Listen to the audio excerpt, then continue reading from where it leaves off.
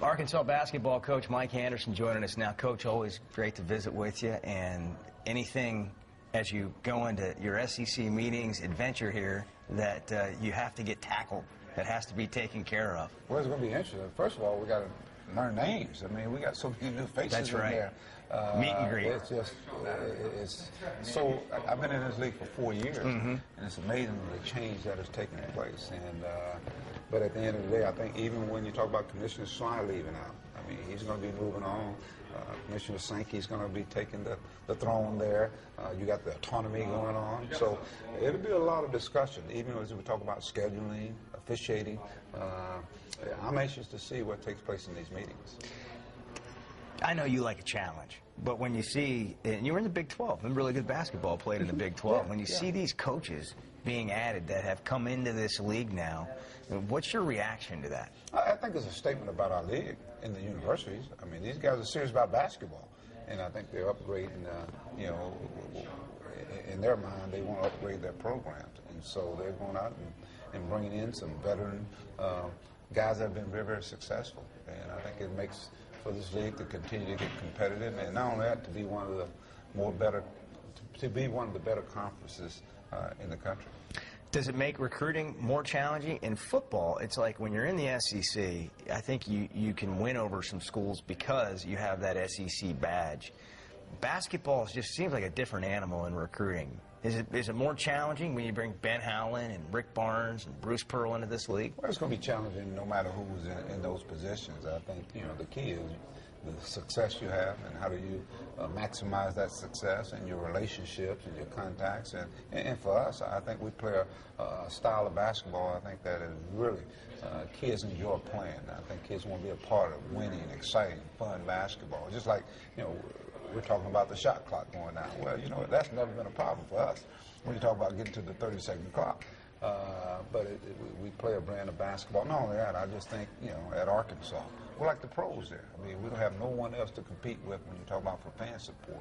And so recruiting is recruiting. It's the lifeblood of any program. And I think you got to continue to beat the bushes and find guys that fit what you want to do. Well, when you took over the program, it was a mess, and anybody who has seen anything about Arkansas basketball knew that, understood that. Year 4, you go to the NCAA tournament, you win a game, and then you lose 2 of your best players. Is that kind of a step back? Is that a kick in the gut a little bit to get here and then go, oh, we're going to have to kind of go get some new guys now? No, I don't. I think, to me, it's more of a statement about our program. You know, when teams have success, especially this day and time, you know, guys that have opportunity to move on, they move on. Sure. So all it does is tell other recruits out there, you know, people what is taking place. We got a top 20 program, bro. So I don't see how it is a kick in the gut. Now, as those guys go, you guess what? We got some other guys got to grow up now. Now it's their opportunity to step up. And I think, to me, that's how you look at it. Now, just think, before I got there were some players in that program, you hope they hurry up and got out of that. And so here we're talking about now we have success and guys are moving forward. I think, to me, can you imagine Bobby Portis? He's going to represent the University of Arkansas wherever he goes at. Michael Paul, the same thing. I think that's big for our program. It's a statement for our program. And obviously, the challenge is, you know, for us coaching, our coaching staff. But I think we got the right kind of kids there who will understand that what it takes. They've been through it. They know what it takes to get there. So, you know, as we talk right now, they're sitting there in that gym, man, working out, trying to get better and get prepared for this upcoming year. That isn't the first time that you've heard that. You're hearing this from people. I'm sure, I know you don't listen to all the outside noise, but are you a little frustrated that fans are feeling like, oh, crap, you know, we lost these 2 great players and we're not going to be good again? I think that's what, you know, some fans think. Well, you know what, I'm happy. I'm happy that the fans are feeling. For a while, they weren't feeling, though. So now, all of a sudden, now they're really into our program, and I think that speaks volumes about what is taking place at Arkansas. But, you know, I'm one of those guys that, you know what, we play to win. That's the bottom line. We're going to put a team out there that's going to compete, and I think we're seeing teams go out there with that Razorback brand. What is Razorback brand? They leave it all on the floor, man. They leave their guts, their hearts. They play to win. And, you know, sometimes it's not necessarily about the talent, it's about the best team. And we're going to fill a team, I think, that our fans are going to continue to be proud of. I'm sure you had an idea that Portis could leave. I mean, given what he was going into the season, Qualls may have been a little bit different story. If you had known before the season had begun, those guys are out. They're not going to be with us after this year. Would you have done anything different in recruiting? I think we'll continue what we've been doing. I think more important, we would. You know, obviously we didn't know that they would be, but at the same time, you knew that they had a great year, that the chances are. And as I said, that speaks volume about our program. And you know what? When I look at Moses Kinsey, when I look at Ja'Cory Williams, when I look at Anton Beer, when I look at Jimmy Witt coming in, when I look at Ted Capita, the guys that we have, Antoine Bell, those guys are seniors. We're going to have 4 seniors. And so, to me, it's going to have an opportunity for those guys to step up. Now, what happens with our team, it will shift from being, you know, I thought the strength of our team was our forwards. And we had a bunch of forwards that were really, really good. And now I think it'll shift to the guard play. And I think our guard play is going to be critical in what takes place. But, and you're looking around our league, you know, a lot of teams lost players. And so now, how do you replace those? You know, with the guys that are coming in and the guys that are there, they got to step up their game. So that's going to be the motto, step up your game. Mike Anderson, our guest Arkansas basketball coach. Do you think you'll be a more guard-oriented team? Is that the right way to say that? I think so. I think so. But I think we'll have some balance. I think, you know, the opportunity for guys like, as I said, like Moses, for Ja'Cory, even a guy like Keith Miles who didn't play much. It gives him an opportunity to showcase what things that he can bring to the table. The young guys, I'm excited about, you know, Witt coming on board and helping our basketball team.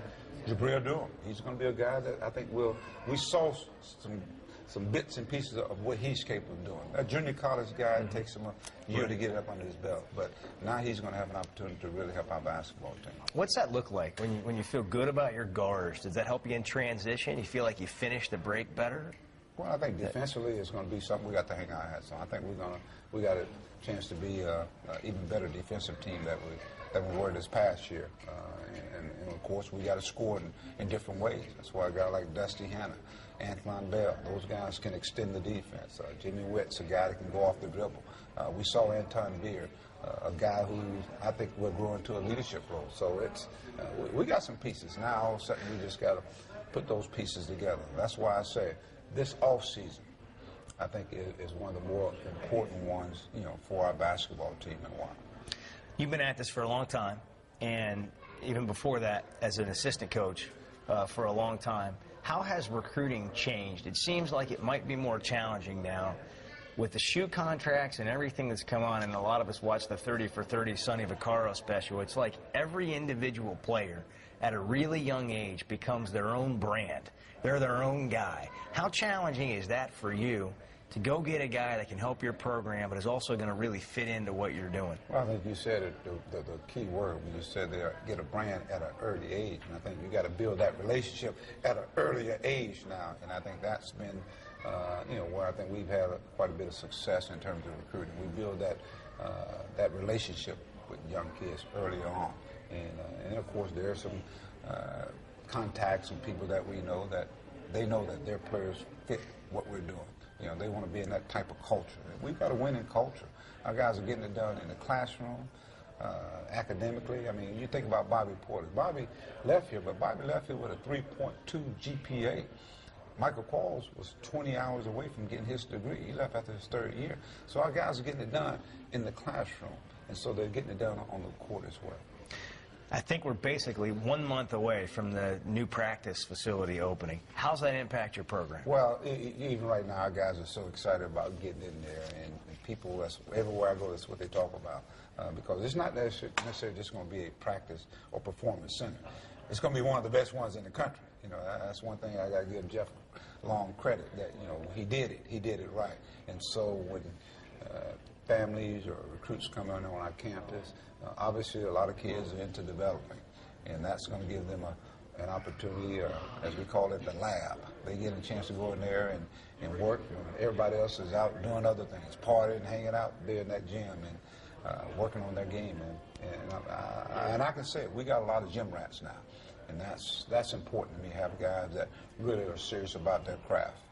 I know you've been so good at home. People have said, well, man, it's because they practice where they play at Bud Walton. Will you continue to practice there? Is this more of an individual workout facility? How will that work, the practice facility? Actually, to me, it serves as a place where our guys can go when, Bud Walton is being used. It's being used more and more. I mean, between concerts, graduations, Walmart have their stockholders meeting. I mean, they just take over when they come there.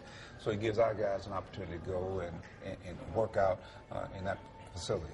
When you have, let's say, an overlapping in time with men's and women's practicing in Bud Walton Arena, well, guess what? We don't have to wait. We can go right over here and have a practice opportunity there. So, and not only that, if a guy wants to go and shoot at 10 o'clock at night, let's say I've been on Anton Beard, man, you got to get your free throw percentage. So you got to get 100 free throws in a day. Well, guess what? He's going to have an opportunity to go do that kind of stuff. So to me, it's going to serve. But we're going to practice at Bud Walton Arena. I want them to know every nook and cranny, every creak on that floor, every angle on that basket. Bud Walton is where we're going to play. All right, let me have some fun with you real quick, all right? Last second shot. You get to choose Steph Curry or LeBron James. Who do you want to take the shot for you to win Game 7? To win the Game 7? Yeah, who do you want to take the shot, LeBron or Steph Curry? I'm looking at you, Steph Curry. I played against that guy, man. Yeah. That guy he is a dead-eye shooter. It's just, every shot's a highlight. Well, it's just, he's a guy that can shoot, but he can handle the basketball, and he just continues to get better. He's an exciting player, and LeBron's a great, great player. And we've seen, the shots and the plays that he's made. I don't pit one against the other. But you know what? That's not a bad choice of either guy. That's pretty good. Yes, did you have any idea? I don't think anybody did. What kind of player did you think Steph Curry would be in the NBA? Well, as I said, we played against this team. I played But in the NBA, you could go to the. I know. And as you look at him and how he's evolved and how long it took him to get to that point, it just tells you. Well, number one, the apple don't fall too far from the tree. Right. His dad was a great shooter, but I think he's just taken another notch because of his skill level with the basketball. He can really see, he can pass the basketball. But it ain't just shooting. I mean, he getting to the hole. He's making tough shots. I mean, he's one of the leading free throw shooters in the league. I mean, it's just, he's having a magical year, but I think it's the product of some hard work. And that's one of the things I really, when you talk about a guy like Stephen Curry, that's something we can talk to our kids about. He put the time in, and guess what? It's paying off. Hey, great to see you. Okay, thanks. Mike Anderson, Arkansas basketball coach.